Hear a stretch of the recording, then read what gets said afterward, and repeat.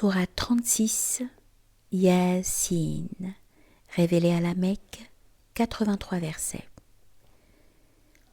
Au nom d'Allah, le clément, le miséricordieux.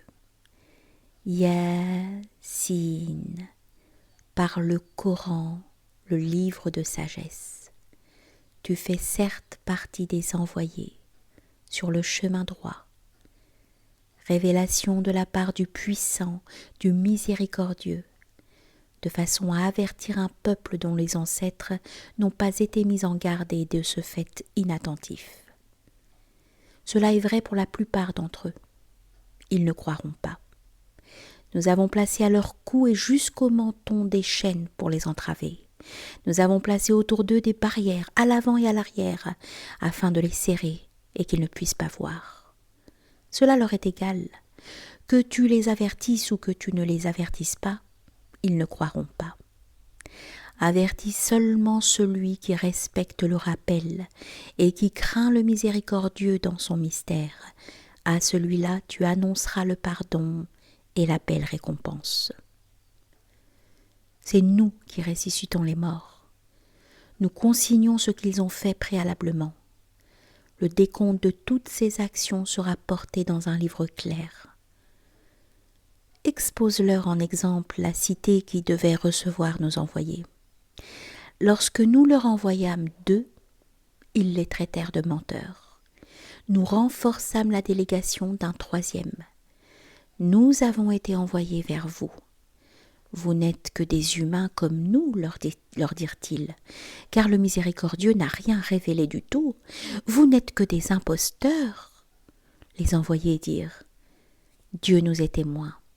Nous vous avons été envoyés. Et notre vocation, c'est de vous transmettre la parole la plus évidente. Ils dirent, nous pressentons un mauvais augure avec votre arrivée. Si vous ne cessez pas, nous vous lapiderons et vous subirez de notre part un châtiment cruel. Ils rétorquèrent aussitôt, vos augures sont en vous, au moins si vous vous en souvenez, mais vous êtes un peuple de pervers. C'est alors que vint en courant un homme du plus loin de la ville qui leur dit « Ô mon peuple, suivez les envoyés, suivez ceux qui ne vous demandent aucun salaire, car ils sont bien guidés. Pourquoi n'adorerais-je pas celui qui m'a créé, dès lors que c'est vers lui que vous retournerez ? Vais-je prendre d'autres divinités qui seraient ses rivales, et que si le miséricordieux décidait de me mettre au fer, n'éprouverait pour moi aucune pitié ni ne me sauverait ? Ce faisant, je serais en effet dans un égarement préjudiciable. J'ai cru en votre Seigneur, écoutez-moi. » On lui dit « Entre au paradis ». Il dit « Si au moins mon peuple savait tout ce que mon Dieu m'a pardonné, ce qui fit de moi un élu honoré. »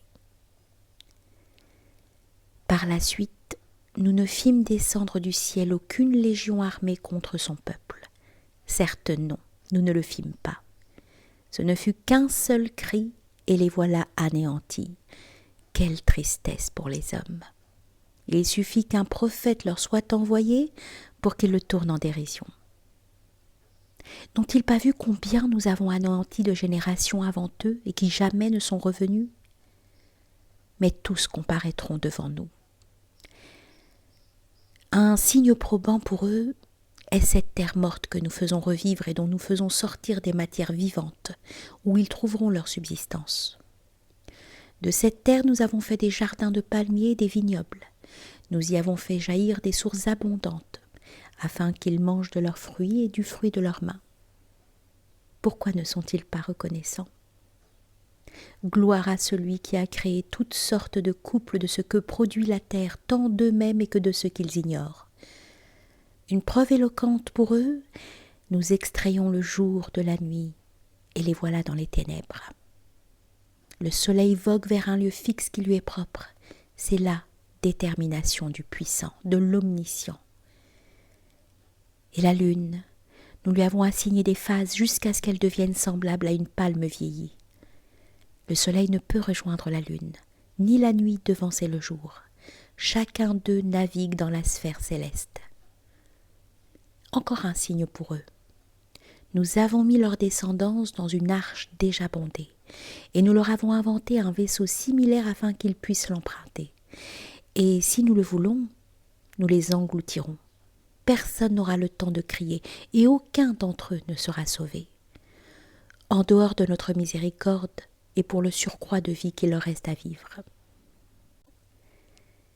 Et si on leur enjoint de craindre ce qu'ils ont déjà et ce qui les attend par-devers eux, peut-être leur sera-t-il fait miséricorde. Aucun signe parmi les signes de leur Seigneur ne leur parvient sans qu'ils s'en détournent. Et lorsqu'on leur dit « Faites aumône de ce qu'Allah vous a donné », ceux qui ont été infidèles disent à ceux qui ont cru « Pourquoi donnerions-nous à manger à celui qu'Allah pourra nourrir s'il le voulait ?» N'êtes-vous pas dans un égarement manifeste? Et ils enchaînent. À quand cette promesse si vous êtes véridique? Mais qu'attendent-ils? Un simple cri les prendra tandis qu'ils se disputeront. Ils ne pourront même pas laisser de recommandation ou de testament, ni revenir vers les leurs. Lorsqu'on soufflera dans la trompette, ils sortiront de leur tombeau pour se diriger vers leur Seigneur. Ils diront alors « Quel malheur! Qui nous a tirés de notre couche ?»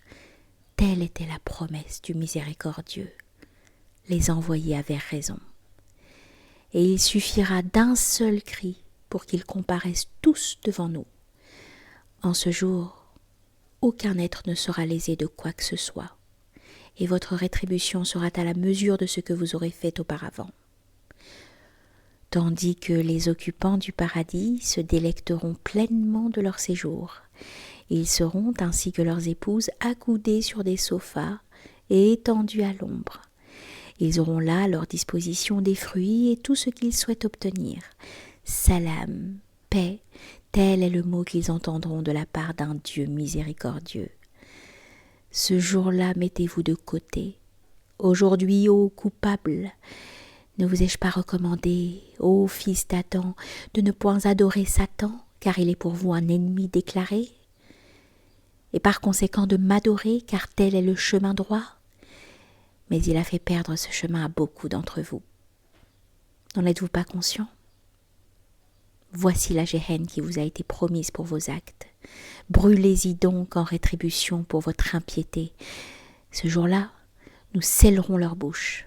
Seules leurs mains s'exprimeront devant nous, et leurs pieds témoigneront de ce qu'ils ont commis. Si nous le voulions, nous supprimerions leurs yeux, et ils rivaliseraient en courant sur le chemin. Le verraient-ils? Si nous le voulions, nous les métamorphoserions sur place. C'est ainsi qu'ils n'iraient nulle part, pas plus qu'ils ne reviendraient. Et ceux que nous laisserons vieillir verront leurs facultés physiques baisser. Pourquoi ne comprend-il pas? Nous ne lui avons pas appris la poésie. Cela ne pouvait lui convenir. C'est là uniquement un rappel et un Coran explicite. Cela afin qu'il prévienne tous ceux qui sont vivants, et cette prédication pèse également sur les incroyants. Ne voit-il pas que nous avons créé pour eux de nos mains les animaux dont ils se servent en maîtres? Nous les avons assujettis à leurs désirs, soit pour les monter, soit pour qu'ils se nourrissent de leur chair. Ils en tirent aussi bienfaits et boissons. Pourquoi ne sont-ils pas reconnaissants?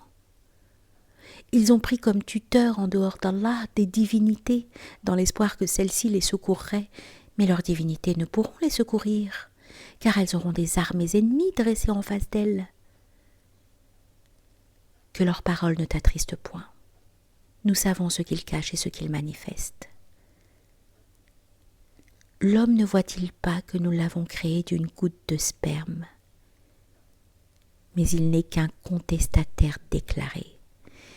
Il nous expose une parabole tout en oubliant sa propre provenance, disant « Qui fera revivre les eaux alors qu'ils seront poussière ?» Dit « Il les fera vivre de nouveau, celui qui les a créés une première fois, car il détient la science de toute la création. C'est lui qui a permis que d'un arbre vert vous puissiez avoir un feu que vous utiliserez. Celui qui a inventé les cieux et la terre, n'est-il pas en mesure de créer des êtres semblables à eux? Mieux, il est le créateur, le savant. Quant à son ordre, s'il désire une chose, il lui suffit de dire soit et elle est. Gloire à celui à qui appartient la souveraineté de toutes choses et vers lequel vous serez ramenés.